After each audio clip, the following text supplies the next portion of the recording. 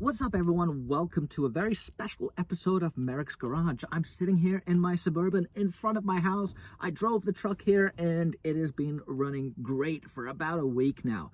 Today, I want to go through some of the highlights of the build, but I'm also going to address what I would do differently. I had a couple of you reach out and say, what would you do differently? What did you not like about how this turned out? And I thought that was a very good question. So we're going to jump into that today.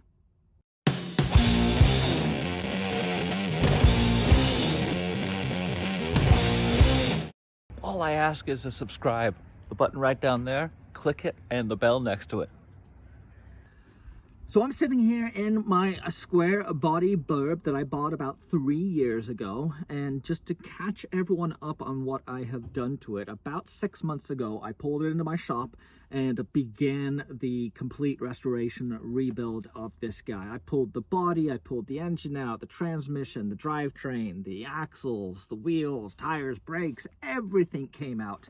And the entire frame got boxed and plated and painted and rewired and replumbed. I hung a AAM 14 bolt rear axle in the back with a Detroit locker in it, and up front I've got the venerable Dana 60 GM passenger drop kingpin with a Eaton e-locker in it. So the axles front and rear are very similar to what I have in my trucks already, in my Blazer in particular. I wanted vehicles that could be interchangeable with parts, and that was the reasoning behind the 1-ton axles and particularly the Dana 60 up front.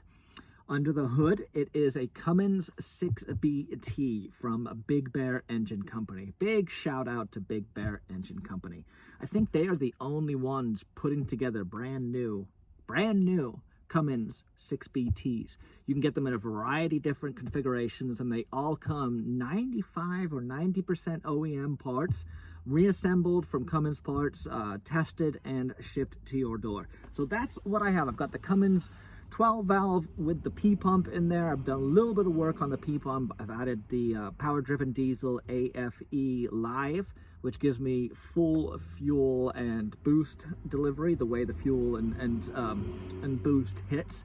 And then I've got a Tremec 5-speed TR-4050 behind the Cummins, and then I've got a 203 reduction box and a 205 transfer case and Tom Woods Driveshafts linking all that power to my axles.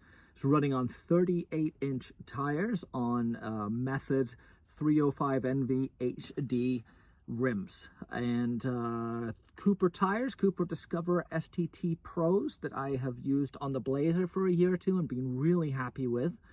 And it's got Offroad Designs custom leaf springs, a full PSC hydraulic assist system, hydro boost braking, and a whole lot of other awesome stuff I'm sure that I'm forgetting at the moment. But what would I do differently? Well, I cut a couple corners financially just because I thought I could do it myself. The big one that was not a financial savings in terms of hours spent was boxing the frame. Rob Bonney does a great kit that boxes the frame front to rear. All the plates are cut and shaped and sized for you. They're all dimple dyed and they're awesome. And that's what I should have done. Instead, I just cut plate out of sheet myself and welded it in place, and it works fine. I mean, it's definitely increased the rigidity of the truck and the frame and the platform, but they're not windowed, and so access to that frame rail, which is where I've hidden all the fuel lines, the brake lines, the electrical, the air lines, the plumbing, everything, I can't really get to it. It's not that big of a deal because I plumbed everything and mounted everything before I'd got all the frame boxed, but I can't access it now. And the dimple dyed plates would be clutch. That would give me a lot more access to troubleshoot should I need to troubleshoot, to add in more circuits if I need to add in more circuits, and I just think it would have been a cleaner, better way to go. I can't speak highly enough about the Egan Fabworks cross-membrane engine mounts that I used. Those came out fantastic. Really stoked on that. And I've got a lot of questions, so go check out Egan Fabworks. That's where I got the cross-member and engine mounts. Dueling Design provided me with a set of their frame plates that go outside of the frame and plate the frame up front. It's not really that practical to box the frame up front because you got a lot of stuff going on there. So adding additional rigidity on the outside was clutch. And that also, that kit on the driver's side keyed in with the ORD Offroad Design steering box reinforcement plate that they make. And that's pretty much the only thing I would change. I do think I'm going to be going up to a Dakota Digital dash. There is a way to make the analog gauges work, but currently my oil pressure is not working, my speedometer is not working. I do have a GPS speedo that I'm using, but it's I think a Dakota Digital solution would look really, really trick in here. And I think that is in the future for me. What else would I have done? I mean, honestly, I spent so much time planning and scheming and figuring out how I wanted this to come together that I don't really have any, second guesses on stuff, because, if it didn't work, I pulled it out and started over. Future plans, I've still got a lot of stuff to tie up on the inside. The interior hasn't been done. I did just get my headliner done, which has been great.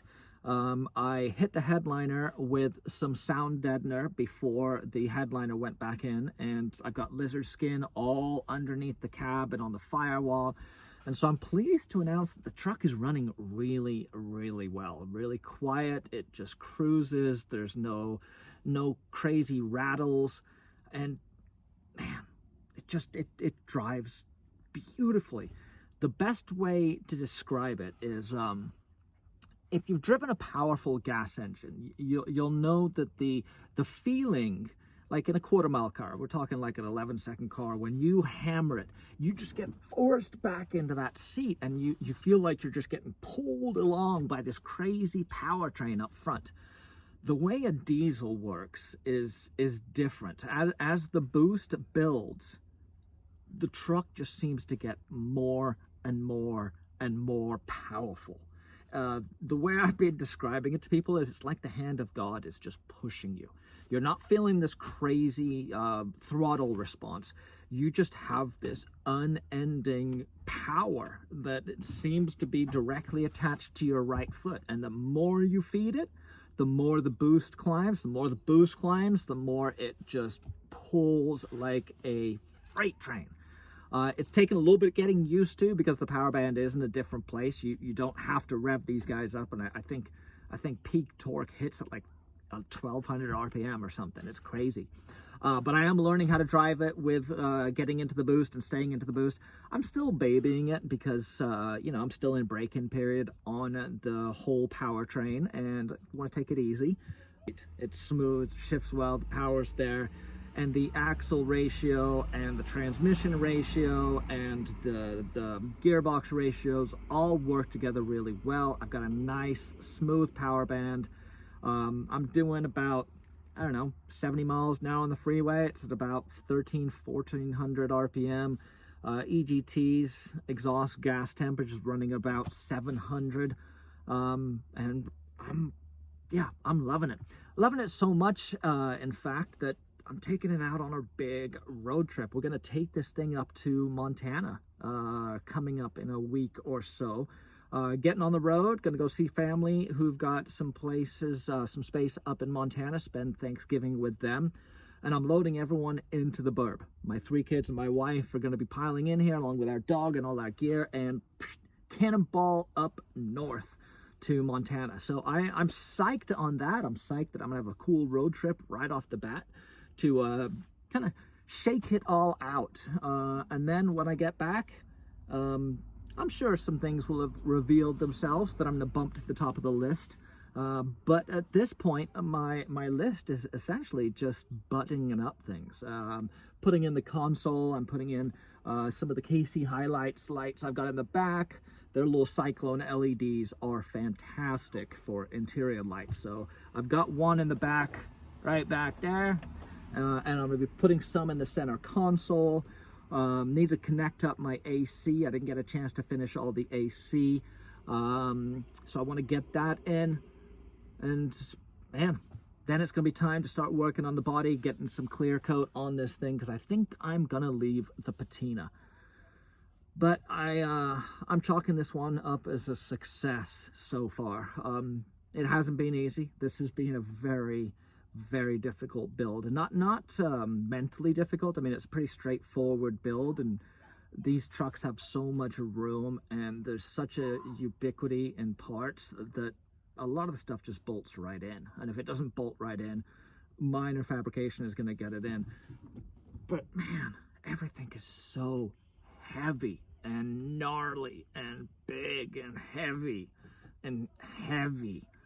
It crushes me. And so I need to start working smarter, not harder. And so I'm going to be investing in more lifting tools, and I'd actually love to hire some guys and bring some people on to help me build these, because I am going to be building more of them. I've actually already purchased 2 more Squarebodies that are going to be getting the Merricks Garage touch. I'm still not decided on exactly how wild we're going to go on them, but they're going to be pretty sweet. One of them is a diesel already, and one of them is a barn door Suburban. So if you guys have ideas, or if you're in the market for one and want me to build one for you, I've already got the platform, I've already got the tools, I've got the parts, and it's just time to start executing. So, crazy times. I am really stoked to have this guy out of the shop. It's a blast to be driving it. It's a lot of validation, honestly, that I put it together properly. And backup camera is in. I still need to connect up my front camera, but that A-Toto, I'll put the link up here for the video that I did on the in-dash stereo, because it has been clutch being able to have navigation, but most importantly have backup and front view cameras is really helpful, because the visibility out of a square body barn door Suburban is not the greatest. And so the backup camera is clutch. What else is there? I was fortunate in this particular truck. One of the reasons I jumped at the opportunity to buy this thing was the interior was just immaculate, and it still is. I mean, the seats look like brand new. And so I'm going to be spending some more time in here just you know, customizing and running wires and plumbing and getting all my electrical accessories dialed. I've got a Switch Pros to install, which I can't speak highly enough about. If you guys have not checked out the Switch Pros, I'll put a link up here for my Switch Pros video too. That is an integral piece of kit to use in building one of these guys, or building any truck. It's the best way to manage all your electrical accessories that I have found. No need for relays, fuses, or anything else. This Switch Pros bolts in, gets power from the battery, and all your accessories run through the control center, and it is, love it. Any questions, hit me up down below. I'm sure you guys will come up with some questions that you want answered, and I will happily answer them. I am working on a build list and build spreadsheet for this guy. I've got a high level one, and I've got an incredibly detailed one I'm working on. So hopefully have those available in some format for you guys. But big shout out right now to the people who helped make this possible. That would be a Big Bear Engine Company for providing the 6BT. Quickdraw Brand provided the bell housing and a lot of the adapters that were necessary to mate the transmission to the engine. The transmission came from Silver Sport Transmissions. It's their Tremec TR-4050, and it rocks. Offroad Design helped out with shifters and springs and their suspension work, and they know what is going on with these vehicles, so call them up for that. And who else? I'm sure I'm missing people. Oh, Tom Woods. Tom Woods Driveshafts, can't go wrong there. I've got a video on my Tom Woods up there. I've got videos all over the place, so you guys should have plenty of content to go peruse if you're looking for more information on this particular build. But that catches you guys up. It's been a crazy couple of weeks. I apologize that I have been slipping on the videos. I did have surgery last week on my elbow and wrist, and I had to get this scar done again. So I'm limited in my mobility with my hands and wrists and arms. So I've kind of been down and out a little bit. But look for that to be changing. There's a lot of big things happening. I'm going to be moving shops here to a larger space next month. Can't wait to share that with you guys. But in the meantime, rock and roll. Get after your own project. Start wrenching on it, even if it is in the snow on the side of the road. Make progress. Do work. They're not going to build themselves, and honestly, you are probably the best person to build your truck. Just get out there and do it. We'll see you soon. Merricks Garage.